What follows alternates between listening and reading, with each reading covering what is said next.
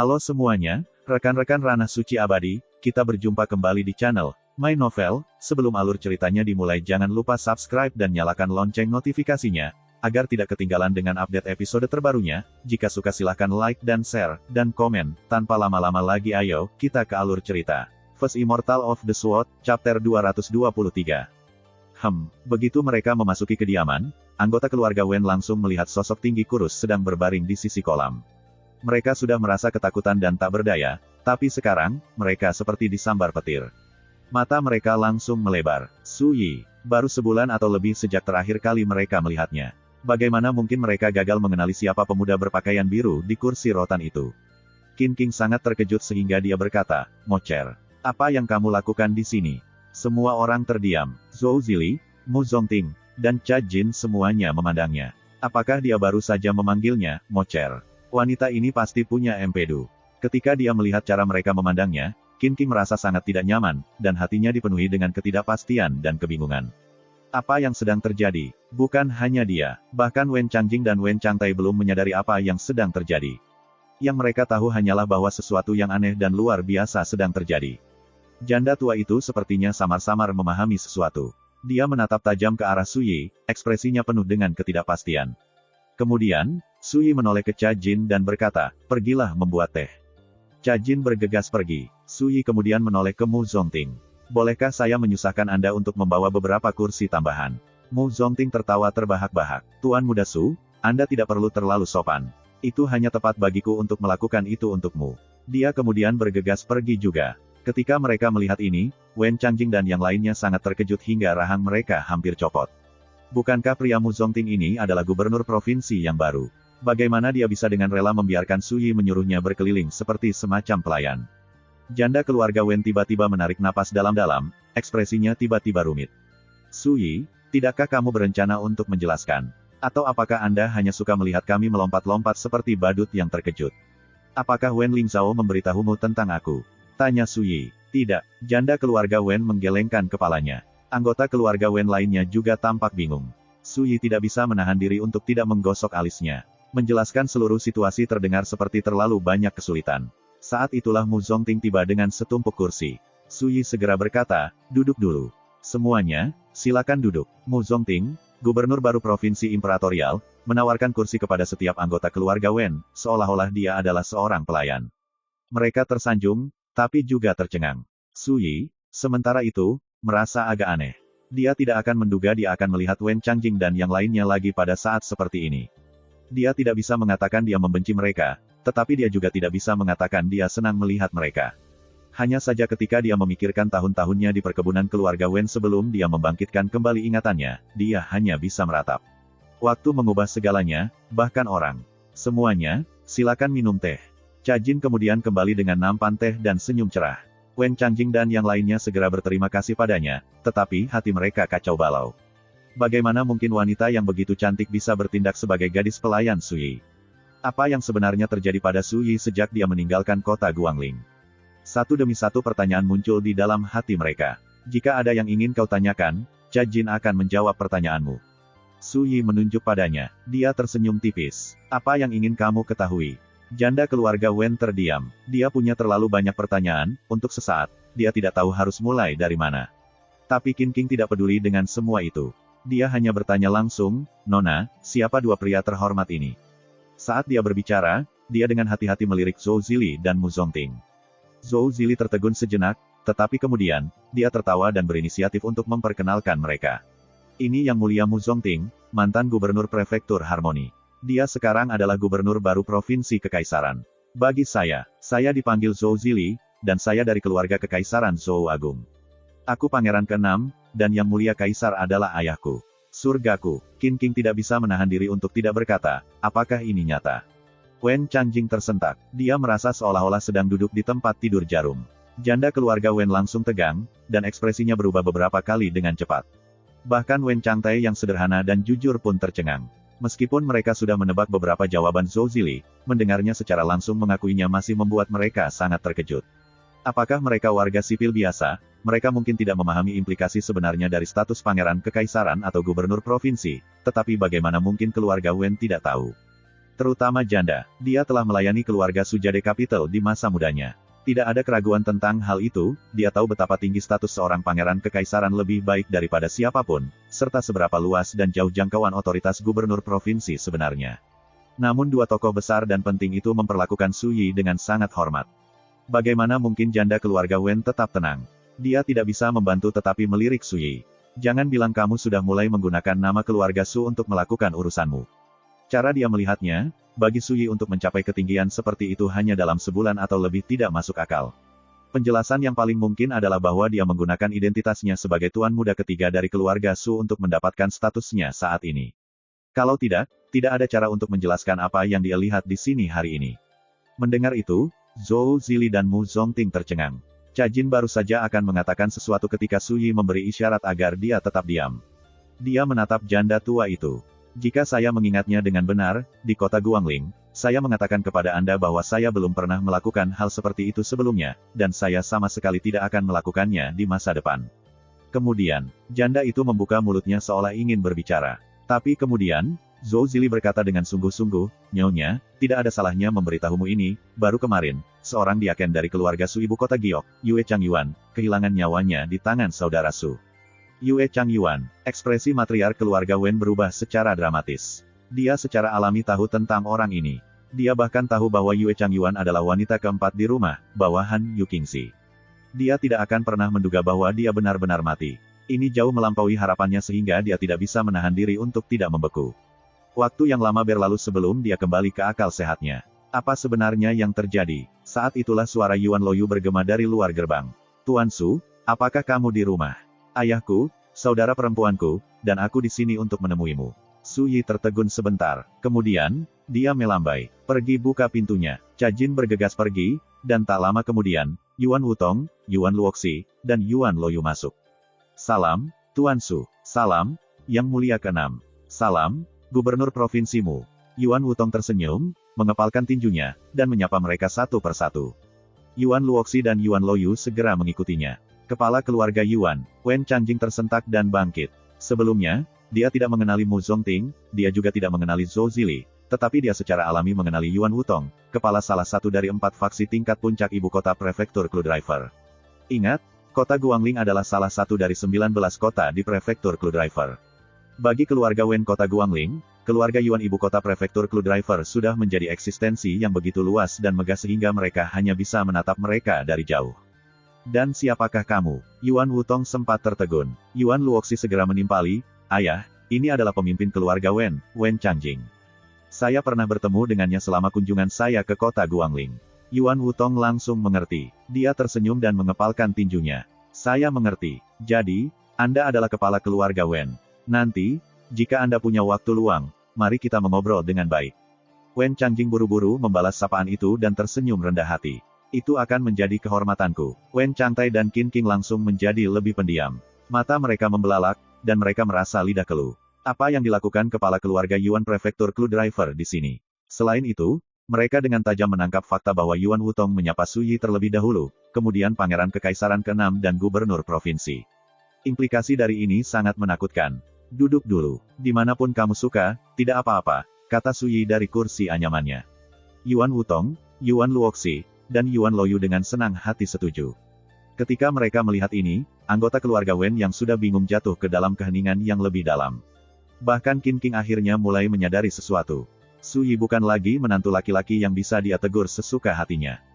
Jangan pedulikan dia, bahkan Pangeran ke-6, Gubernur Provinsi, dan kepala keluarga Yuan semuanya memperlakukan Su Yi dengan sangat hormat. Dia harus buta untuk tidak menyadari bahwa Su Yi tidak sebanding dengan pria yang dulu. Tidak lama kemudian, suara lembut dan lengket keluar dari balik pintu.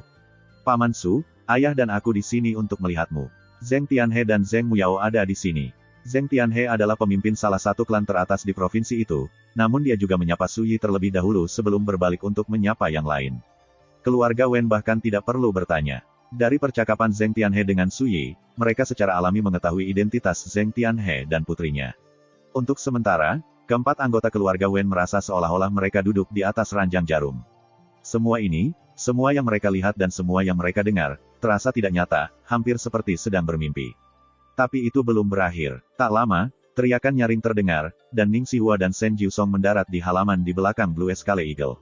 Semuanya, dimulai dengan Pangeran ke-6 Zhou Zili dan Gubernur Provinsi Mu Zongting, menyambut para pendatang baru ini. Adapun Ning Xihua dan Shen Jiusong, mereka juga menyapa Su Yi terlebih dahulu.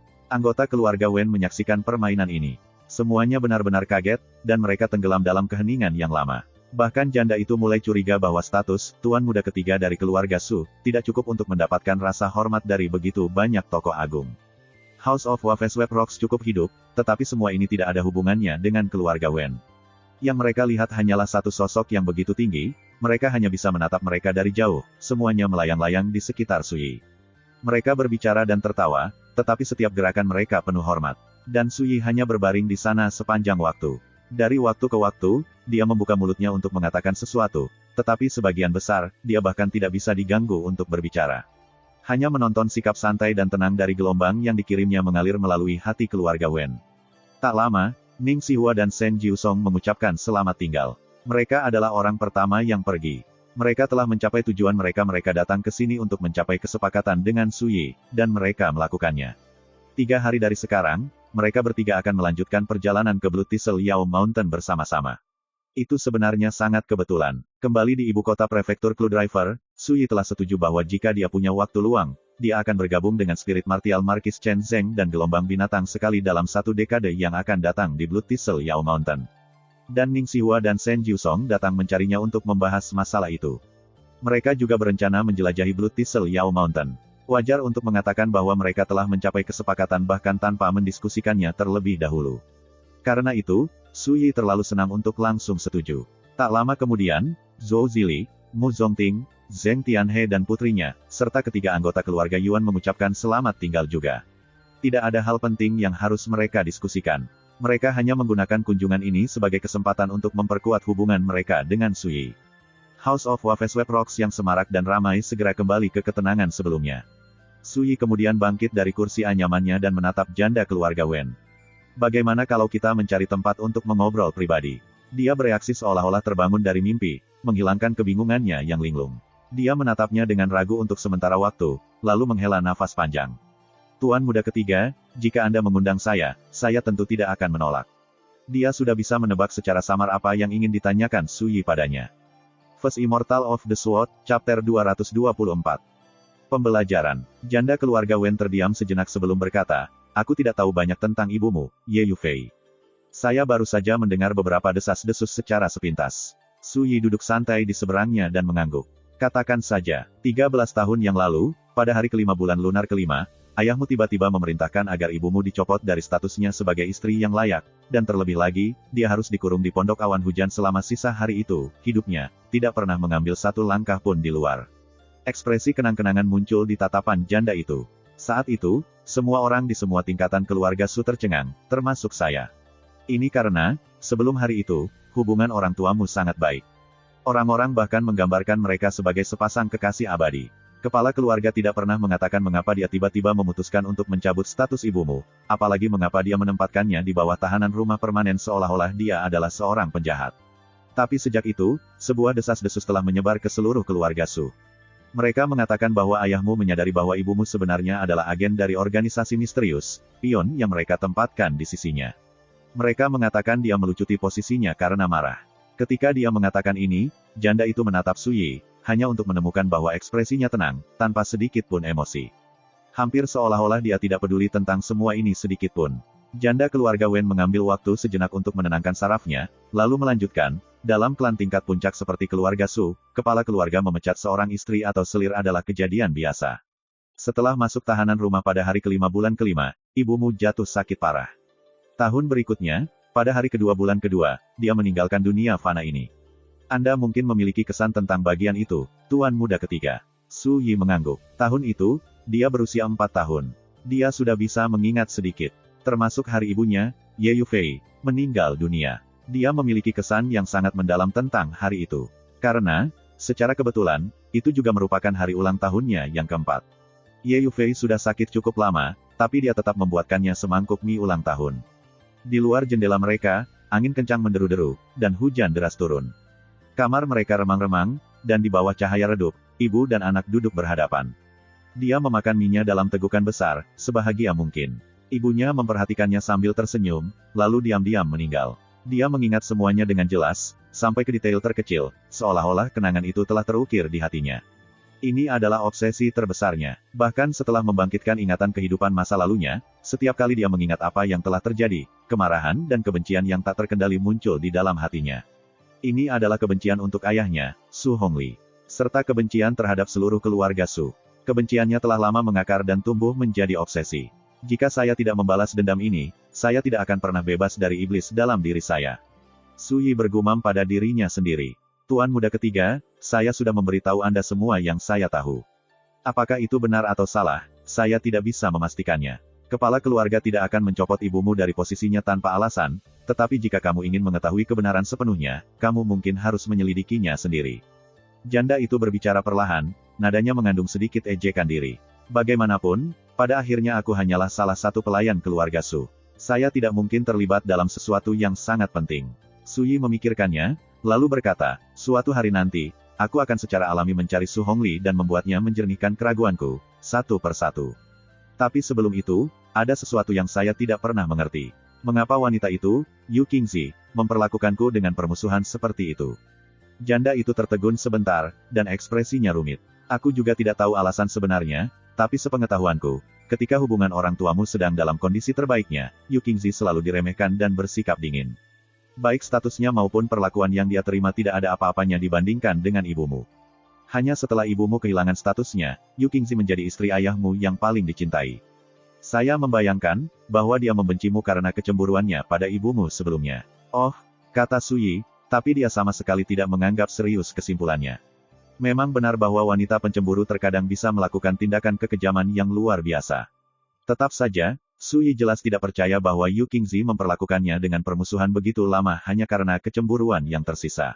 Pasti ada alasan rahasia di balik semua ini. Tapi Su Yi tidak bisa diganggu untuk mengkhawatirkan hal itu sekarang. Kemudian, ketika dia pergi ke ibu kota Giok, dia akan meminta mereka menjernihkan keraguannya, satu persatu, dan menyelesaikannya. Ini adalah masalah yang bisa dia selesaikan hanya dengan mengayunkan pedangnya. Tidak perlu membuatnya terlalu rumit. Su Yi bangkit dan berkata, baiklah. Kamu bisa mengumpulkan Wen Changjing dan yang lainnya dan segera berangkat.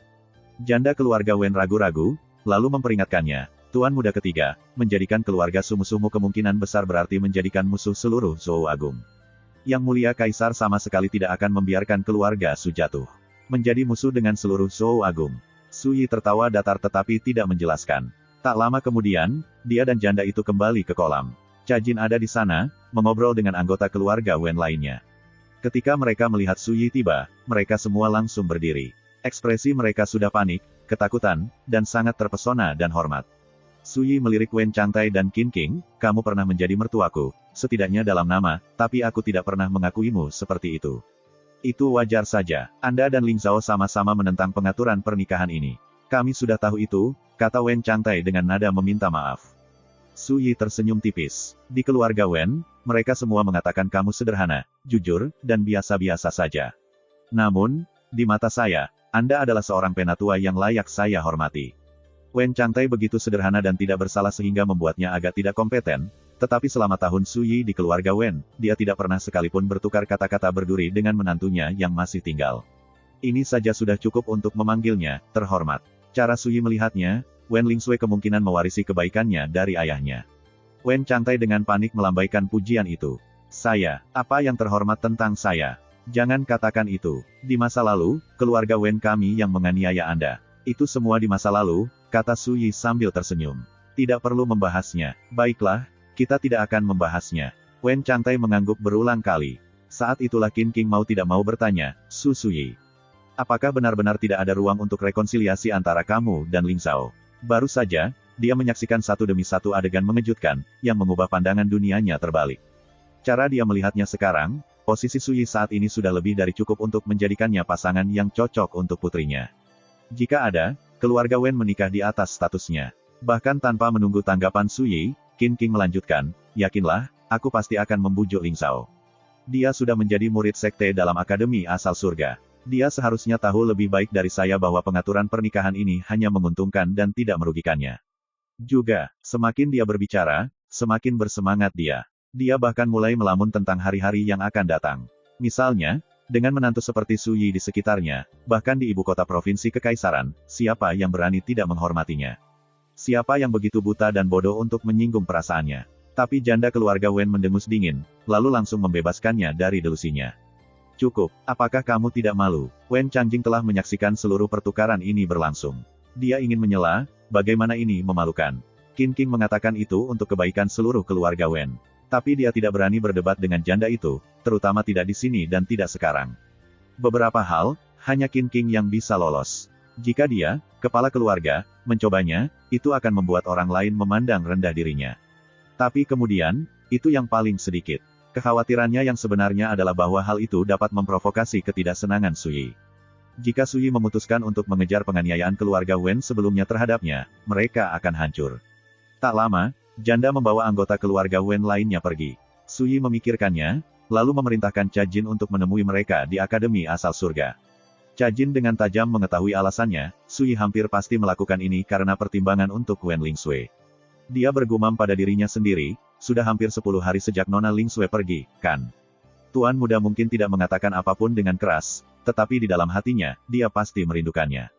Su Yi bersandar ke kursi anyamannya dan mulai merenungkan perjalanannya yang akan datang ke Blood Thistle Yao Mountain. Hari ini, ketika Ning Xihua dan Shen Jiusong datang berkunjung, mereka menyebutkan sesuatu yang sangat tidak biasa. Kali ini, gelombang monster jauh lebih besar dari tahun-tahun sebelumnya, baik dari segi skala maupun tingkat bahaya.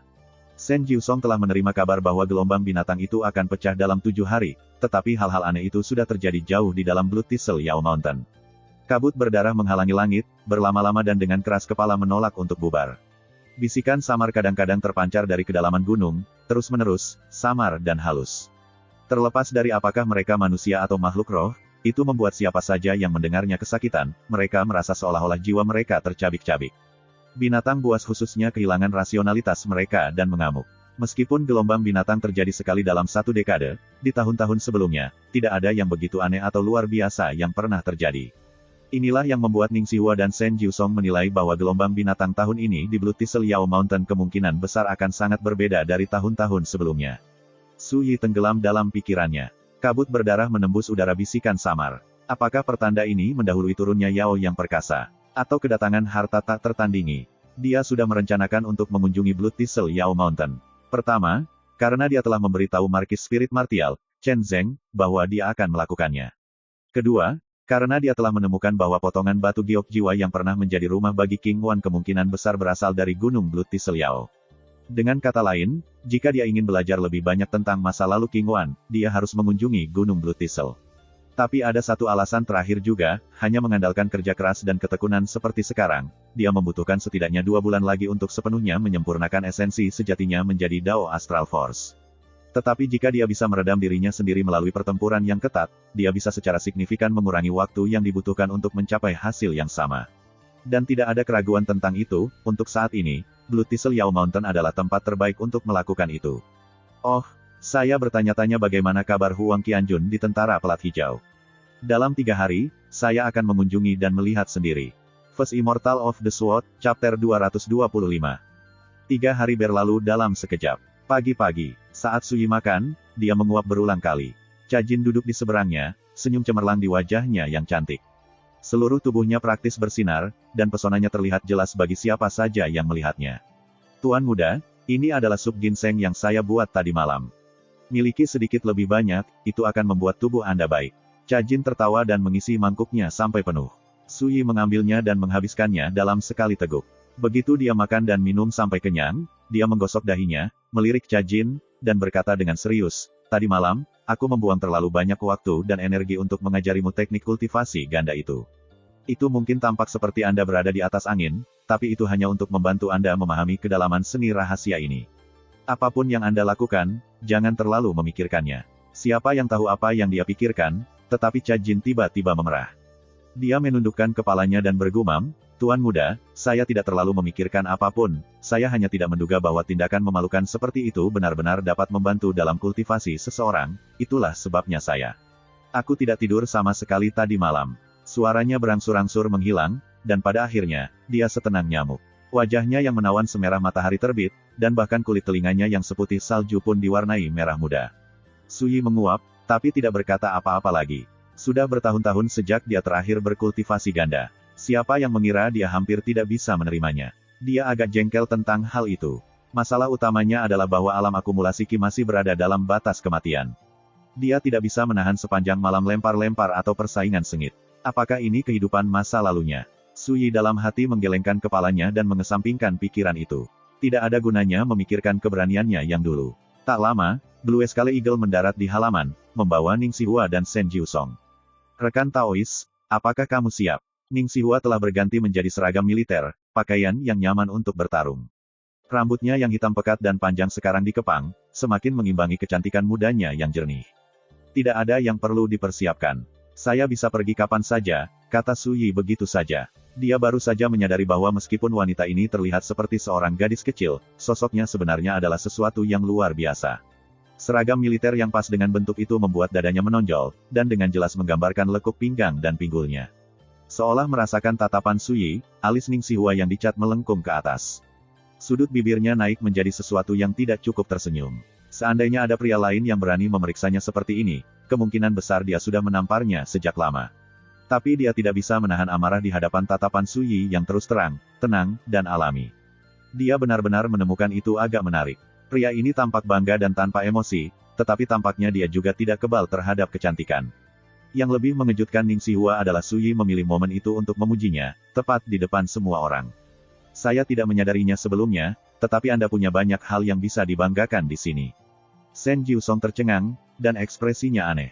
Dia tidak bisa membantu tetapi diam-diam mengagumi Su Yi. Tuan muda Su ini benar-benar punya nyali.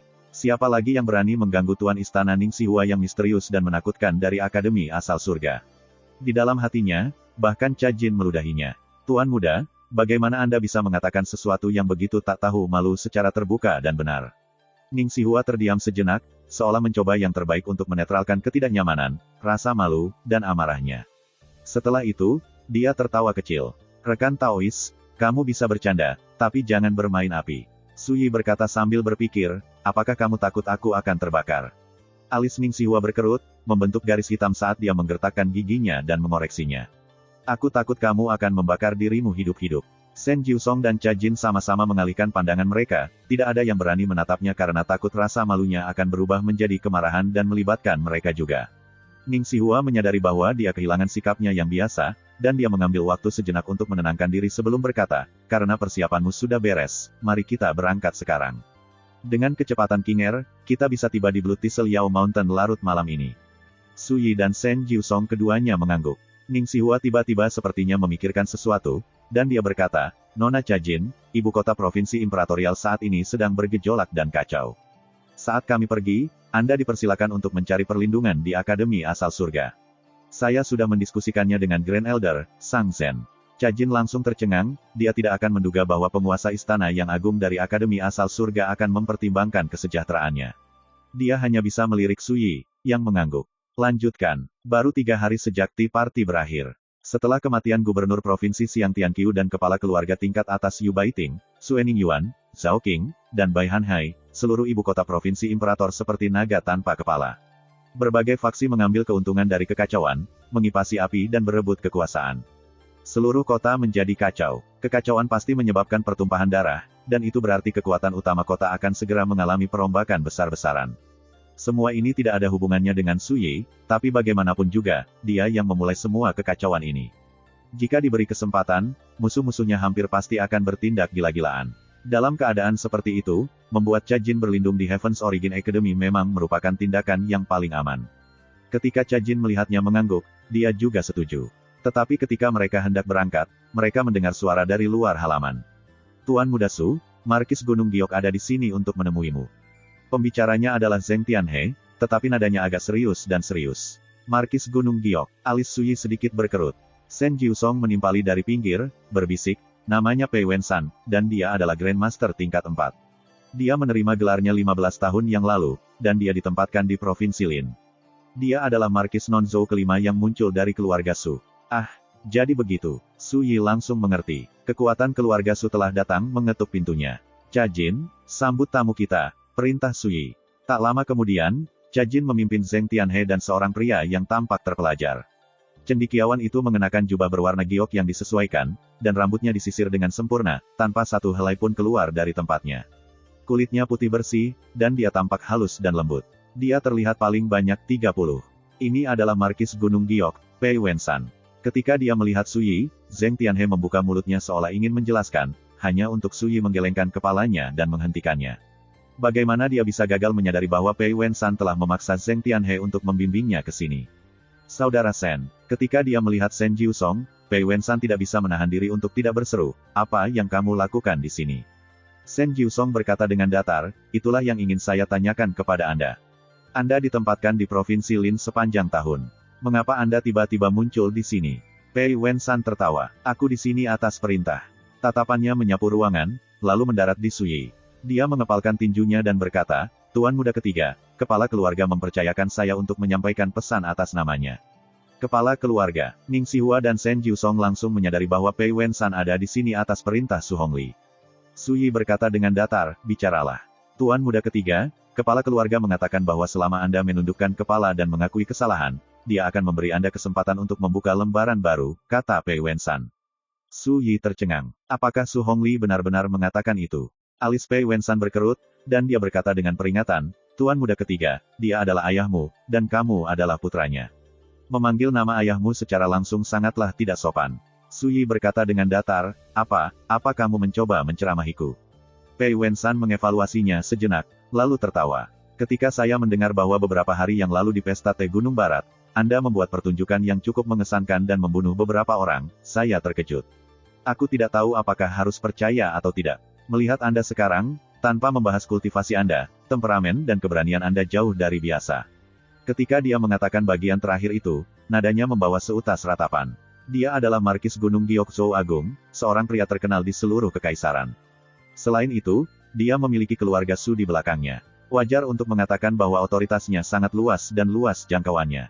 Bahkan kepala klan terkemuka seperti Zheng Tianhe harus menghormatinya. Namun dari saat dia berjalan ke rumah batu bergelombang sampai sekarang, dia tidak merasakan sedikit pun ketakutan atau rasa hormat dari Su Yi. Pei Wensan mau tidak mau menganggap ini agak mengejutkan.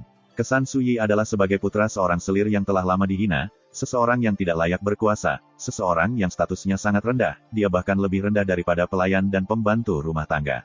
Tapi melihatnya sekarang, Su Yi sepertinya telah berubah total, dia sama sekali berbeda dari kesan Pei Wensan tentang dirinya.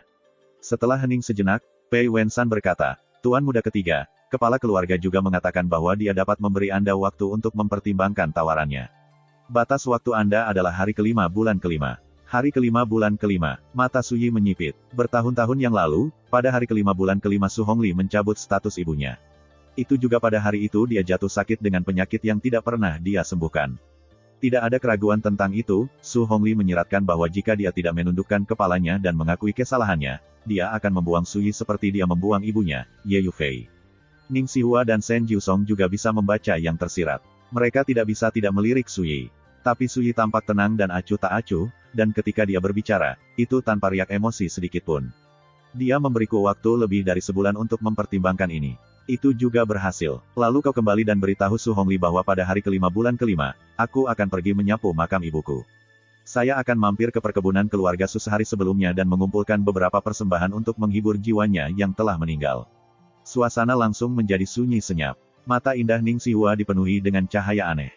Sen Jiusong diam-diam tersentak, mata Cajin melebar, dan tangan serta kaki Zheng Tianhe bergetar. Bagaimana mereka bisa melewatkan bahwa kata-kata Su Yi yang tampaknya biasa saja penuh dengan niat membunuh yang tak ada habisnya. Dia ingin berjuang menuju perkebunan keluarga Su untuk mendapatkan keadilan bagi ibunya. Sepanjang jalan, dia ingin membunuh beberapa orang untuk dijadikan persembahan. Ekspresi Pei Wensan berubah tak menentu. Dia tidak akan pernah menduga tanggapan Su Yi akan begitu keras kepala. "Tuan muda ketiga, Anda tidak boleh membiarkan perasaan Anda menguasai Anda. Jika kamu dan ayahmu benar-benar berselisih, itu tidak akan mudah untuk diperbaiki." Pei Wensan menarik napas dalam-dalam, lalu menatap Su Yi. "Saya dapat memberitahu Anda satu hal, jika kepala keluarga benar-benar kehilangan kesabaran, Yang Mulia Kaisar akan melepaskan pendukung Anda, Pangeran ke-6, dari posisinya tanpa ragu-ragu sejenak, meninggalkan Anda sendirian. Bagaimana mungkin Anda bisa bersaing dengan seluruh keluarga Su?" Tatapannya bergeser, lalu mendarat di Sen Jiusong. Saudara Sen seharusnya memahami bahwa itu bukanlah ancaman kosong atau berlebihan. "Apakah saya benar?" Ekspresi Sen Jiusong agak aneh saat dia berkata, Semua yang kamu katakan itu benar, tapi Brother Pei, menurut pandanganku, kamu saat ini hanyalah seorang pembawa pesan. Sampaikan saja pesan Anda dengan benar. Jangan melampaui batas atau mencampuri urusan orang lain. Jika Anda mengatakan sesuatu yang tidak seharusnya Anda katakan, itu tidak akan berakhir dengan baik. Di dalam, dia tertawa. Pei Wensan benar-benar mengira Su Yi mengandalkan Pangeran ke-6 untuk bersaing dengan seluruh keluarga Su.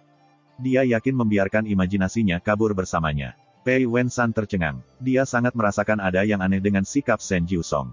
Dia melirik ke arah Su Yi dan berkata, dan bagaimana menurutmu, Tuan Muda Ketiga? Bahkan jika aku memberitahumu bahwa aku bisa sendirian meratakan seluruh keluarga Su, tidak mungkin kamu akan mempercayaiku. Kalau begitu, mengapa membuang nafasku? Su Yi berkata datar, Markis Shen benar, kamu hanya seorang utusan. Saya tidak dapat diganggu untuk membuat masalah bagi Anda, jadi kembalilah dan beritahu Su Hongli semua yang saya katakan, kata demi kata. Selamat tinggal, maafkan saya karena tidak menunjukkan Anda ke pintu. Dengan itu, dia melambai, seolah mengusir semut. Ekspresi Pei Wensan berubah beberapa kali. Akhirnya, dia menarik napas dalam-dalam, menekan amarahnya, dan, dengan satu sapuan terakhir lengan bajunya, berbalik dan pergi tanpa sepatah kata pun. First Immortal of the Sword, Chapter 226. Mereka menyaksikan sampai Pei Wensan menghilang dari pandangan.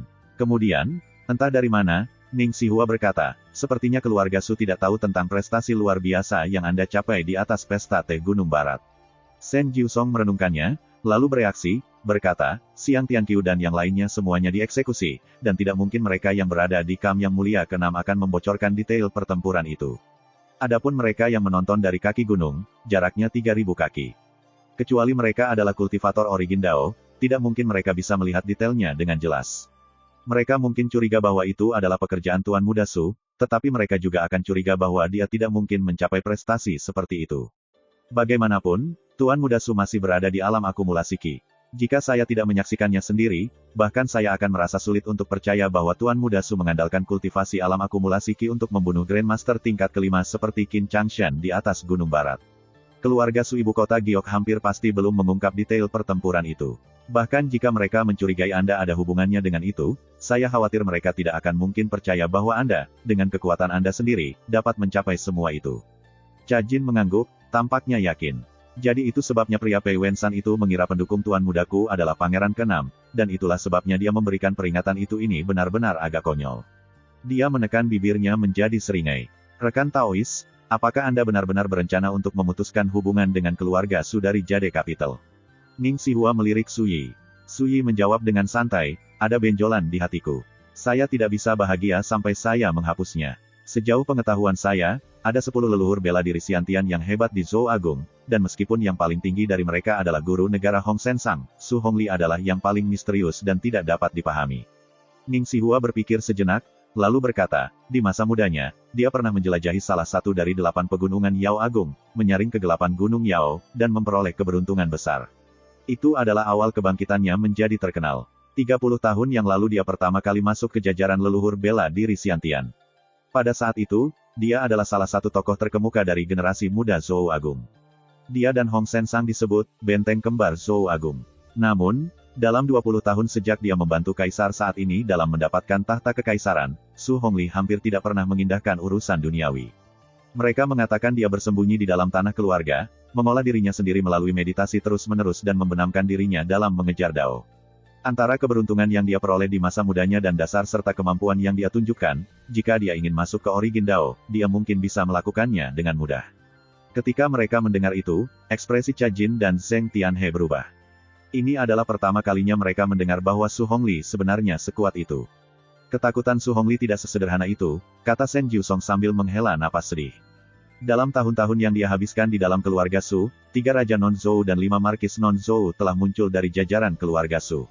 Mereka mengatakan bahwa beberapa dari mereka, Su Hongli menang dengan visi dan kemampuannya yang luas. Lainnya, dia mengajar dan melatih dirinya sendiri. Tapi tidak peduli apa, di mata Grandmaster Martial Dao dunia, status Su Hongli tidak lebih rendah dari status penasihat negara Hong Sensang. Pei Wensan tidak salah. Jika Su Hongli benar-benar kehilangan kesabaran, Kaisar lebih memilih meninggalkan Pangeran ke-6 daripada kehilangan dukungan dari Su Hongli, salah satu benteng kembar Zhou Agung. Hanya mendengar ini membuat hati Cha Jin dan Zheng Tianhe bergetar. Tapi Su Yi hanya memberikan, tanpa komitmen. Tanggapannya terdengar sangat sembrono dan tidak sopan. Su Yi adalah putra lelaki itu, namun tampaknya dia tidak peduli dengan kekuatan pengguncang surga Su Hongli atau petualangan legendarisnya. Tetapi ketika mereka mempertimbangkan apa yang telah dicapai Su Yi di atas Gunung Barat, mereka langsung mengerti. Su Yi baru berusia 17 tahun, namun dia pernah menggunakan kultivasi alam akumulasi Qi untuk membunuh hegemon di antara Grandmaster tingkat kelima. Tidak berlebihan untuk mengatakan bahwa fondasinya benar-benar mengerikan. Diberikan sedikit waktu untuk tumbuh, dia tidak perlu takut gagal memenuhi kejayaan ayahnya. Tidak, dia pasti akan melampaui Su Hongli, itu hanya masalah waktu. Kamu baru saja mengatakan bahwa dia secara kebetulan bertemu di Gunung Yao menyaring kegelapan, dan sejak hari itu, kultivasinya maju dengan penuh kemenangan. Apakah itu benar? Tanya Su Yi. Ning Xihua mengangguk. Itu benar, tapi bagian itu adalah pengetahuan umum. Masalahnya, bahkan sekarang, tidak ada yang tahu pertemuan kebetulan seperti apa yang dia alami. Lalu apa ciri khas dari Shifting Darkest Yao Mountain? Tanya Su Yi. Kali ini, Shen Jiusong menjawabnya. Saya pernah ke sana sekali. Letaknya di timur Laut Great Zhou, di Provinsi Azure. Ini mencakup sekitar 1000 mil, dan diselimuti salju hitam sepanjang tahun. Anginnya tajam seperti pisau, dan makhluk roh merajalela. Ini adalah tempat yang sangat berbahaya. Jauh di pegunungan, dari waktu ke waktu, cahaya hitam aneh membumbung ke langit, membentuk fenomena gelap dan menyeramkan, aurora kegelapan yang memilah. Dari zaman kuno hingga saat ini, tidak ada cara untuk menjelajah jauh ke pegunungan tanpa setidaknya menjadi seorang Grandmaster. Selain itu, bahkan Grandmaster pun tidak berani sembarangan menjelajah ke jantung pegunungan, sumber dari aurora kegelapan shifting. Itu dilihat sebagai zona terlarang. Mereka mengatakan bahwa sekali, Dewa Bumi masuk untuk menyelidiki, tetapi pada akhirnya, bahkan dia menghilang secara misterius. Sampai hari ini, dia belum kembali. Shen Jiusong berhenti, lalu berkata, tetapi banyak orang, termasuk saya, curiga bahwa ketika Su Hongli berkelana ke Gunung Yao kegelapan shifting, dia hampir pasti menjelajahi wilayah inti, tanah terlarang yang menghasilkan aurora. Kemungkinan besar di sana dia mendapatkan keberuntungannya. Tapi kemudian, ini semua hanya anggapan belaka. Su Yi mengangguk. Cara dia melihatnya, di tempat yang tandus secara spiritual seperti Zhou Agung, siapapun di tingkat Su Hongli harus memiliki setidaknya beberapa pertemuan kebetulan. Kalau tidak peduli seberapa mempesona bakat mereka dan tidak peduli seberapa pahit mereka berkultivasi, mereka tidak mungkin mencapai ketinggian setinggi itu. Lihatlah Su Yi, dia memiliki pengalaman 108.000 tahun dari kehidupan masa lalunya dan pedang 9 neraka, tetapi ketika dia berkultivasi, bahkan dia tidak punya pilihan selain mengatasi masalah pelik dari energi spiritual yang jarang, secara langsung. Pada saat seperti ini, mencari pertemuan kebetulan tidak diragukan lagi merupakan cara terbaik untuk meningkatkan kecepatan kultivasinya. Keberuntungan bahkan bisa mengarah pada suatu bentuk kelahiran kembali, secara permanen mengubah jalan hidup seseorang. Tak lama kemudian, Zheng Tianhe mengucapkan selamat tinggal pada mereka, dan Su Yi serta yang lainnya terbang ke surga di atas punggung Blue Scale Eagle. Pertama, mereka menurunkan Cha Jin dan Chini di Heaven's Origin Academy. Kemudian, mereka mengubah arah dan melanjutkan ke Blood Thistle Yao Mountain. Saat mereka terbang, Su Yi menyaksikan Heaven's Origin Academy memudar dengan cepat ke kejauhan. Tiba-tiba, dia bertanya, bagaimana kabar Ling Sui? Seringai penuh pengertian muncul di sudut bibir Ning Xihua, sepertinya dia sudah lama mengantisipasi pertanyaan ini. Ini baru 10 hari sejak terakhir kali kamu melihatnya. Apakah kamu sudah merindukannya? Tentu saja, kata Su Yi terus terang. Tidak banyak orang di dunia ini yang kusayangi, tapi Ling Sui jelas salah satunya. Dia membuatnya terdengar sangat alami dan jelas sehingga Ning Xihua tidak bisa tidak merasa terkejut. Perasaan aneh menjalari hatinya, jadi sepertinya orang ini sama sekali tidak terbuat dari batu. Dia segera mengambil bangau yang terlipat dari kertas biru dari lengan bajunya dan memberikannya kepada Su Yi. Ini, gadis itu Ling Sui memintaku untuk memberikan ini padamu. Alis Su Yi berkerut, dan dia memandang Ning Xihua. Kenapa kamu tidak memberikannya padaku sebelumnya? Ning Xihua bertemu dengan tatapannya secara langsung dan tertawa. Aku ingin melihat apakah kamu memikirkannya atau tidak selama perjalanan ke Blood Thistle Yao Mountain ini. Siapa yang mengira kamu akan menyerah begitu kita melewati Heaven's Origin Academy? Nada suaranya agak menggoda. Wanita benar-benar wanita, desah Su Yi, dan tidak sepenuhnya tanpa alasan. Mengapa kamu begitu peduli dengan hubungan orang lain? Apa kau tidak tahu betapa menjengkelkannya itu? Ning Xihua tidak mengatakan apa-apa tentang itu. Su Yi mengambil bangau dan membukanya, lalu menyadari bahwa tidak ada pesan yang tertulis di sana.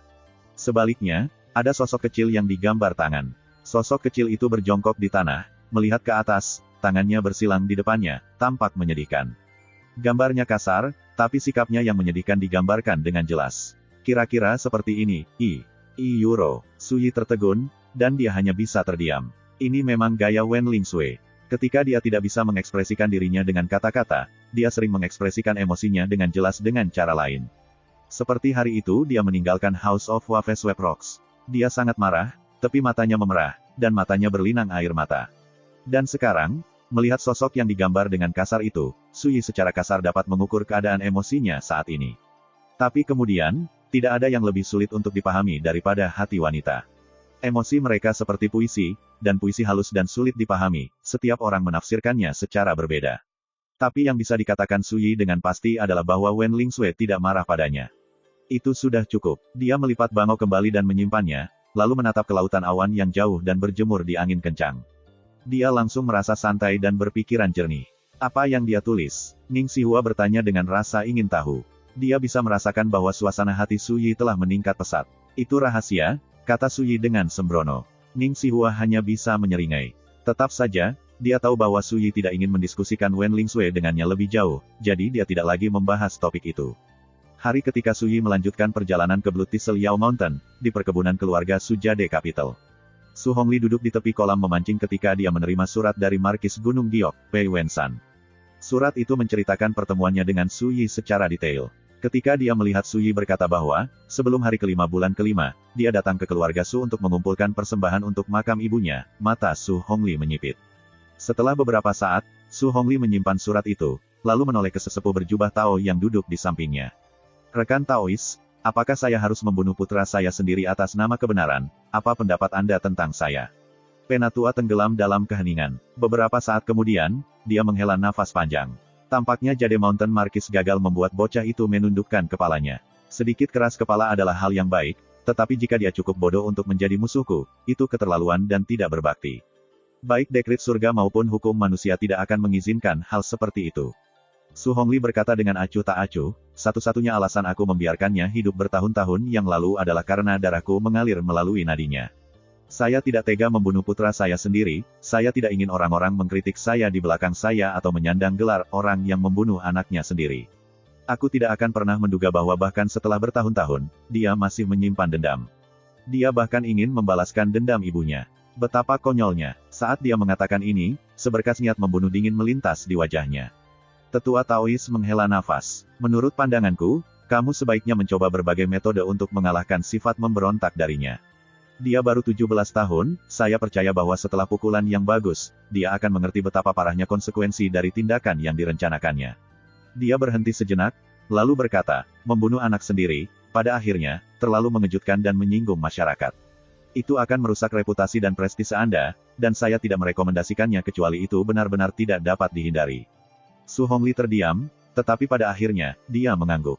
Tidak ada untuk itu. Saya hanya harus menunjukkan kepada keturunan saya yang tidak layak itu bahwa jika keluarga Su memanggil bahkan sedikit saja dari kekuatannya yang sebenarnya, itu akan cukup untuk membuatnya kehilangan segalanya.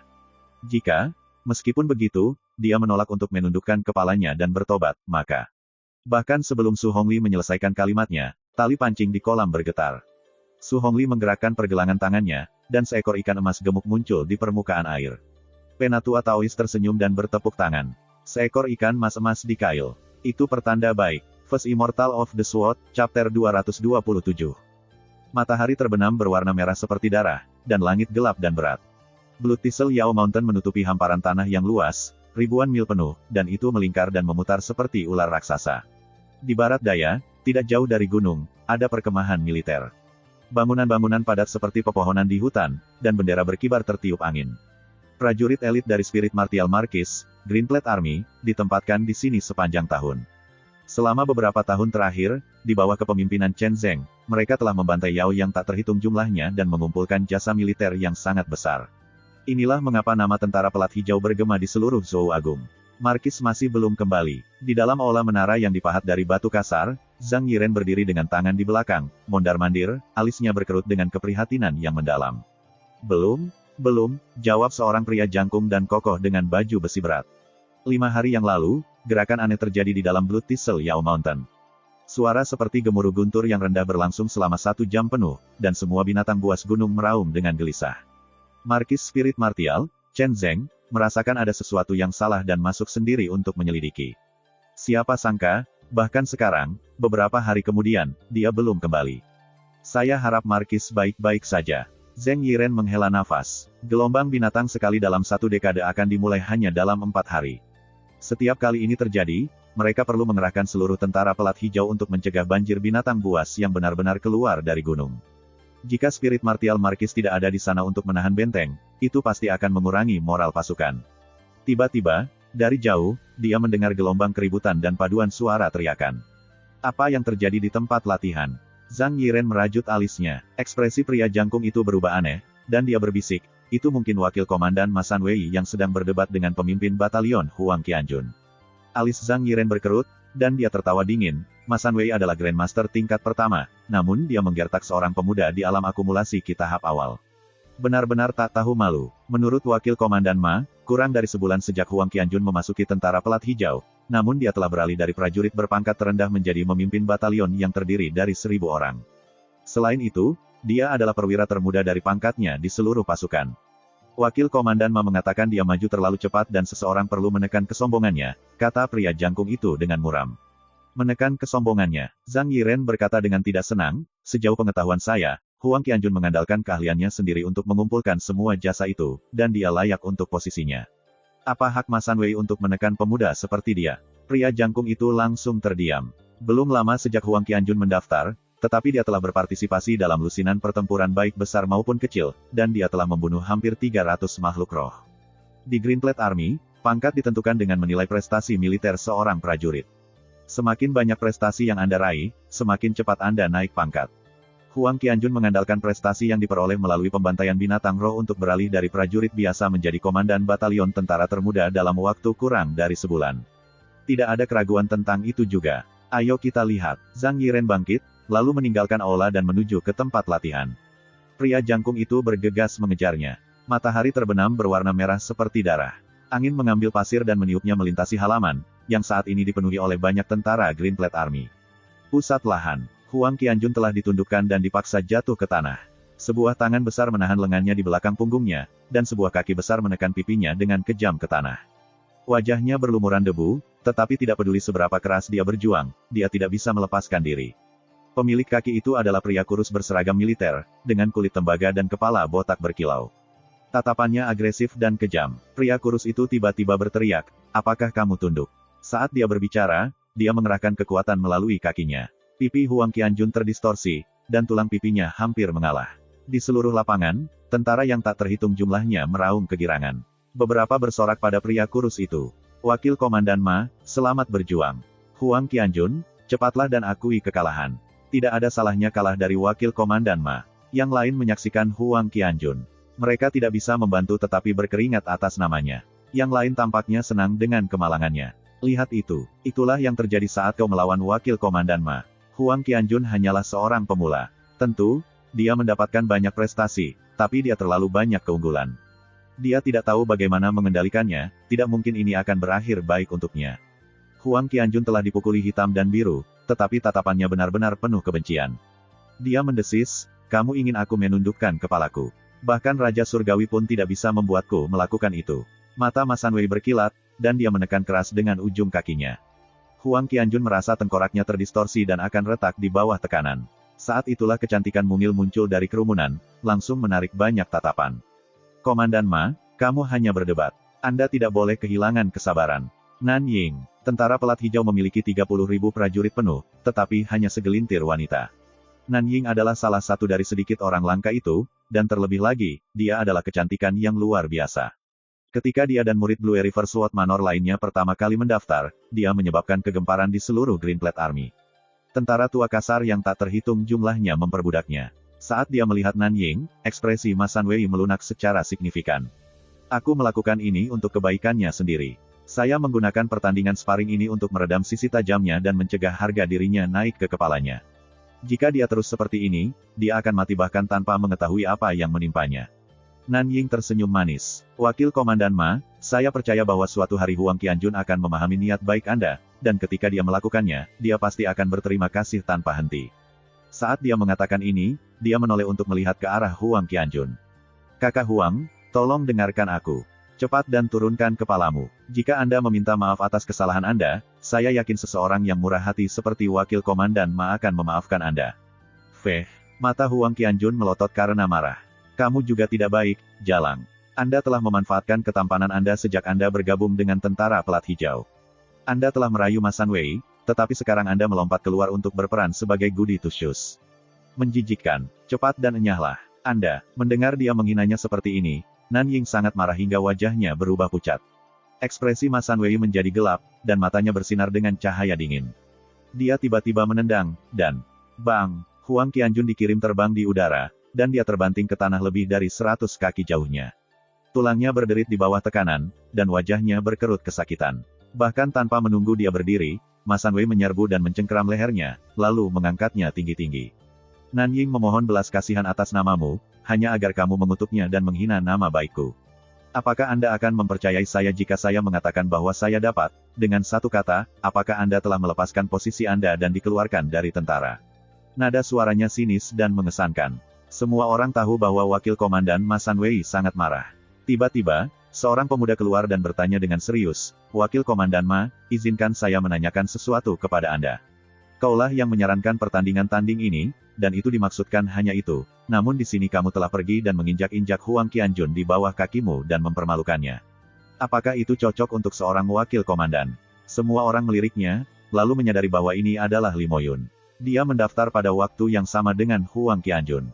Bajingan, tidak bisakah Anda memberitahu saya menggunakan pertandingan sparring ini sebagai kesempatan untuk memperbaiki sifat buruk Huang Qianjun? Saya melakukan ini karena kebaikan hati saya, tetapi Anda membuatnya terdengar seperti intimidasi dan balas dendam kecil. Lucu, tatapan dingin Ma Sanwei menusuk Li Moyun, setajam pisau. Nak, belum lama sejak kamu mendaftar, jadi aku tidak akan mengejar penghinaan ini, tetapi jika kamu berani mengatakan omong kosong seperti itu lagi, jangan salahkan aku karena masuk untuk menghukummu karena kesalahanmu. Ketika mendengar itu, Huang Qianjun sangat marah, dia tertawa. Apa, kebaikan hatimu, Feh? Apakah saya membutuhkan niat baik Anda? Anda hanya memanfaatkan ketidakhadiran Markis untuk memberi saya pelajaran. Izinkan saya memberitahu Anda, Ma Sanwei, jika Anda tidak membunuh saya bersumpah akan membalas penghinaan ini 10 kali lipat. Tidak, 100 kali. Kamu mencari kematian. Ma Sanwei meraung marah. Dia mengangkat tangan kirinya dan baru saja akan menamparkan Huang Qianjun. Tapi saat itulah Zhang Yiren bergegas mendekat dan berteriak dengan dingin, "Tahan tanganmu." Ma Sanwei mengerutkan alisnya. "Tuan Zhang, apa artinya ini? Tidak bisakah Anda mengatakan bahwa saya sedang mencoba untuk mengajari Huang Qianjun bagaimana seorang prajurit tentara pelat hijau yang baik harus bersikap?" Zhang Yiren berkata dengan dingin, "Kamu adalah wakil komandan, namun kamu menindas mereka yang lebih lemah darimu. Apakah kamu tidak malu pada dirimu sendiri? Dan Anda bahkan cukup berani untuk berpura-pura demi kepentingan terbaik Huang Qianjun. Bagaimana saya tidak menyadari pembunuh berwajah dingin seperti Anda memiliki hati yang begitu baik?" Udara langsung terasa berat dan sesak. Setiap prajurit yang hadir merasakan ada sesuatu yang tidak beres. Di tentara Greenplate, Markis Spirit Martial, Chen Zeng, adalah figur otoritas tertinggi. Di bawahnya ada 5 wakil komandan, masing-masing mengendalikan divisi yang terdiri dari sekitar 6.000 orang. Di bawah mereka adalah pemimpin batalion, peleton, dan regu. Dari segi peringkat, Zhang Yiren sama dengan Ma Sanwei. Keduanya adalah wakil komandan. Namun sekarang, keduanya saling menatap, siap bertarung, di seluruh Huang Qianjun. Mata Ma Sanwei berkilat. "Oh, Zhang, jangan lupa. Pada hari Huang Qianjun mendaftar, Markis memerintahkan kami untuk menahannya dengan standar yang paling ketat, semua demi menjadikannya pilar masa depan tentara Greenplate. Dia berbicara dengan benar dan dengan martabat yang tinggi, saya melakukan ini demi kebaikan kita bersama. Tujuan saya adalah memoles temperamennya dan memperbaiki kesombongannya." Ekspresi Zhang Yiren menjadi gelap.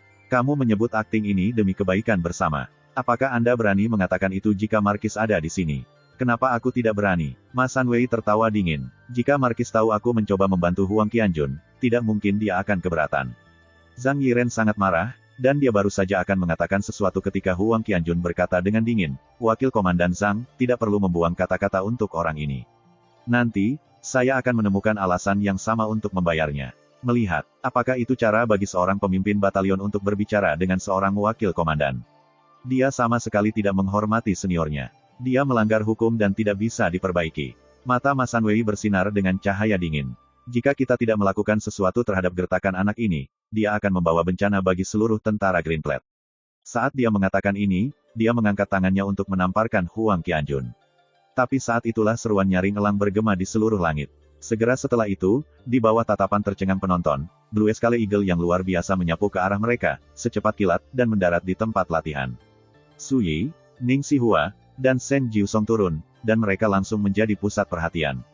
Su Yi. Ketika dia melihat Su Yi, raut wajah cantik Nan Ying berubah, dan dia diam-diam mundur, menyatu dengan kerumunan tentara seolah takut Su Yi akan memperhatikannya.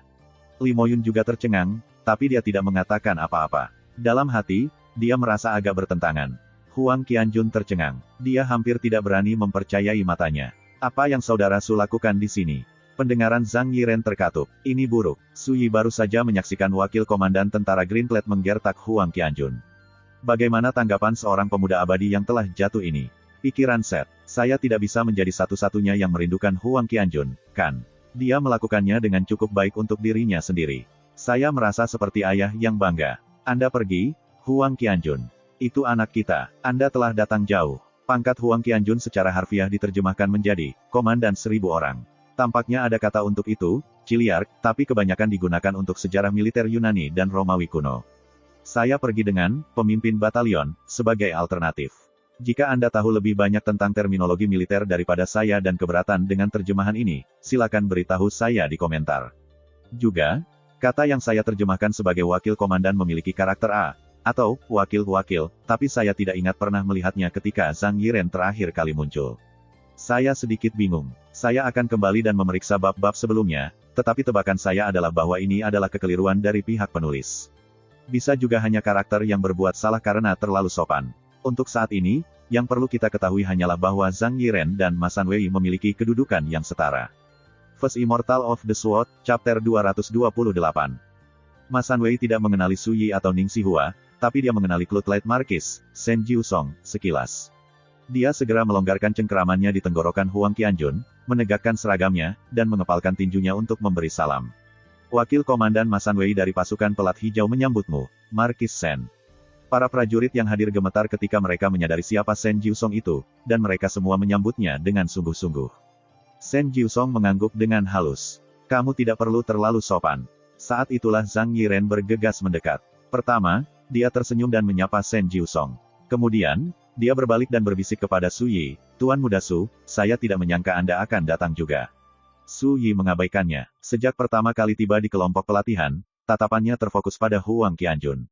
Dia secara alami melihat Ma Sanwei memegangnya tinggi-tinggi seolah-olah dia adalah seekor ayam, tangan kanannya melingkari lehernya. Dia melihat Ma Sanwei mengangkat tangan kirinya untuk menamparkan wajah Huang Qianjun juga. Apa yang terjadi di sini? Su Yi mengabaikan semua orang, menatap langsung ke arah Huang Qianjun, dan bertanya dengan datar. Di hadapan tatapan Su Yi, Huang Qianjun mau tidak mau terlihat malu.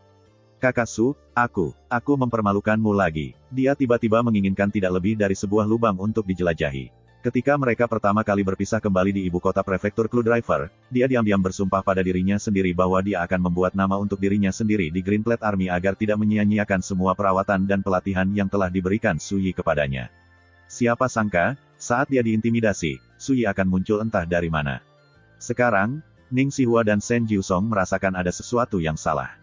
Mereka berdua secara naluriah melirik Huang Qianjun dengan serius. Tatapan Ma Sanwei terfokus. Kemudian, dia tersenyum dan mengepalkan tinjunya. Marquis Shen, bolehkah saya bertanya siapa tuan muda ini?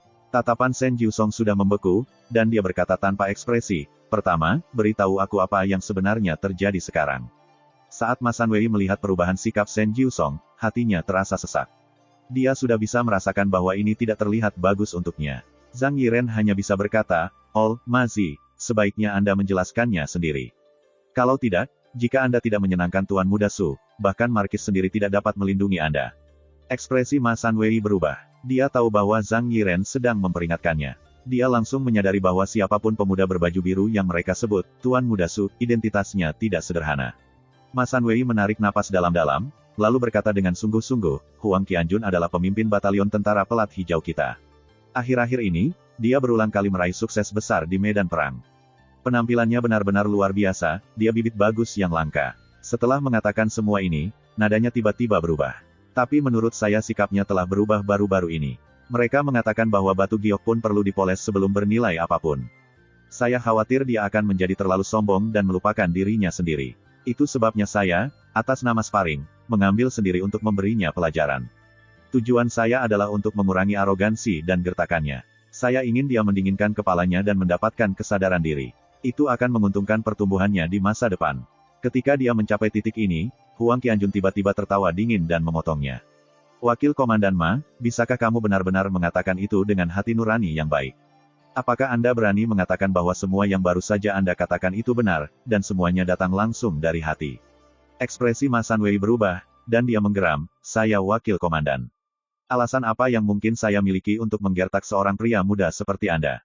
Kemudian, dia berkata dengan sungguh-sungguh, ketika Markis pertama kali membawamu ke perkemahan kami, dia memerintahkan agar kamu ditahan dengan standar yang paling ketat. Memang benar aku menggunakan banyak kekuatan sekarang, tapi itu untuk kebaikanmu sendiri. Tapi lihat dirimu, sudah cukup buruk bahwa Anda tidak memahami rasa terima kasih, tetapi sekarang Anda melakukan serangan yang tidak berdasar dan jahat terhadap karakter orang lain. Anda menuduh Nanying dan saya berselingkuh. Siapa yang tidak akan marah setelah semua itu? Dari awal hingga akhir, Ma Sanwei berbicara dengan aura kebenaran, dengan aura seorang penatua yang jujur dan lugas. Ini membuat Huang Qianjun sangat marah, dia hampir tertawa. Saya pernah melihat ketidakberdayaan sebelumnya, tetapi tidak pernah ada orang yang tidak tahu malu seperti ini.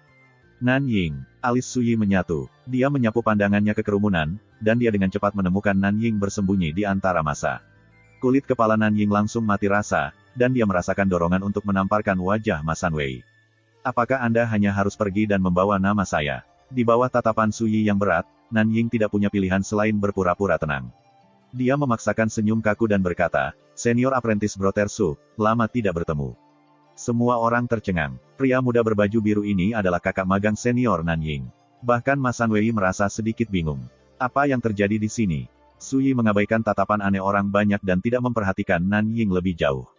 Sebaliknya, dia bertanya, apakah spirit martial Markis keluar? Zhang Yiren buru-buru berkata, Markis berkelana ke Blood Thistle Yao Mountain 5 hari yang lalu, tapi dia belum kembali.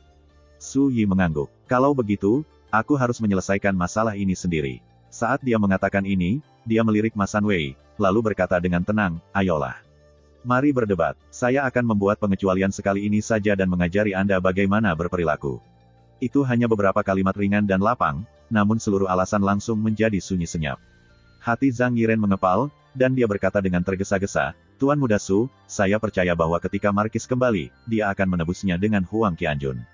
Anda adalah tamu dari jauh. Bagaimana tentang Komandan Zhang? Saya melakukan ini untuk kebaikannya sendiri. Su Yi meliriknya, mengapa kamu mencoba menghentikanku? Tidakkah Anda ingin saya bertindak demi kepentingan terbaiknya sendiri? Zhang Yiren meringis, menghela nafas, dan terdiam. Tuan Muda, masalah Huang Qianjun, pada akhirnya, adalah urusan tentara pelat hijau. Tidakkah menurutmu ikut campur secara sembrono akan sedikit tidak pantas? Alis Ma Sanwei menyatu, dan dia berbicara dengan serius. Sekilas dia tahu bahwa Su Yi belum melangkah ke alam Grandmaster, auranya hanya memiliki jejak kekuatan astral yang paling sederhana. Ini adalah karakteristik dari alam akumulasi Ki tahap akhir. Status Su Yi mungkin luar biasa, tetapi jika terjadi perkelahian, Ma Sanwei tidak takut. Shen Jiusong mendengus dingin, ini hanya pertandingan sparring. Bagaimana Anda bisa menyebut itu mencampuri urusan tentara pelat hijau? Ma Sanwei, sebaiknya Anda tidak melontarkan tuduhan seperti itu sembarangan. Teguran ini meninggalkan Ma Sanwei dengan perut penuh api. Dia menarik napas dalam-dalam dan berkata dengan serius, Tuan Muda, jika Anda ingin bertanding, saya akan menemani Anda. Namun, pedang dan pedang tidak memiliki mata. Jangan tersinggung jika aku secara tidak sengaja menyakitimu. Kata-katanya benar-benar dingin. Sebagai wakil komandan tentara pelat hijau, seseorang yang terlibat dalam pertempuran berdarah melawan makhluk roh gunung sepanjang tahun, temperamen Ma Sanwei sangat ganas dan kejam. Ketika dia melihat bahwa Su Yi tidak tahu apa yang baik untuknya, dia tidak mau repot untuk bersikap sopan lagi. Tapi ketika dia mendengar kata-kata Ma Sanwei, Ning Siwa hanya bisa menyeringai, sementara Shen Jiusong menggelengkan kepalanya. Sudut bibir Zhang Yiren berkedut, tapi dia tidak mengatakan apa-apa. Huang Qianjun tergerak, tetapi ini juga membuatnya semakin malu pada dirinya sendiri. Adapun prajurit biasa yang menonton, semuanya tampak bersemangat. Tampaknya mereka menyadari bahwa mereka berada di sebuah pertunjukan. Kerumunan semua mundur, memberi ruang bagi Su Yi dan Ma Sanwei. Tuan Muda, jika Anda berkenan. Tatapan dingin Ma Sanwei setajam ujung pisau, dan auranya melonjak di sekelilingnya. Gelombang energi ganas menyapu seperti air pasang. Karena aku telah memutuskan untuk mengajarimu cara bersikap, aku akan memberimu kesempatan untuk menyerang lebih dulu, kata Su Yi datar. Mata Ma Sanwei berkilat dengan cahaya dingin. Kalau begitu aku tidak akan menahan diri. Dia tiba-tiba melompat dan mengayunkan tinjunya seperti palu. Ledakan, kekuatan pukulan yang menyilaukan membawa kekuatan astral yang mengeras saat menembus udara. Udara meledak di sekitarnya, menghasilkan serangkaian dentuman rendah yang mengingatkan pada guntur. Kekuatan pukulan itu sangat lalim, cepat dan tiba-tiba hingga ekstrim. Bahkan Shen Jiusong tertegun. Bawahan dari spirit martial markis ini pasti mengetahui satu atau dua hal. Dia tahu bahwa meskipun Ma Sanwei hanya seorang Grandmaster tingkat pertama, menghabiskan hari-harinya tenggelam dalam pertempuran sengit di Blood Thistle Yao Mountain yang berbahaya berarti bahwa kecakapan tempurnya yang sebenarnya jauh melampaui sebagian besar levelnya. Ambil pukulan yang baru saja dia ayunkan. Itu menunjukkan tanda-tanda penguasaan yang jelas. Dari sini, juga terlihat jelas bahwa Ma Sanwei cukup pintar, dia tahu lebih baik daripada menahan diri karena kultivasi rendah yang ditampilkan Sui.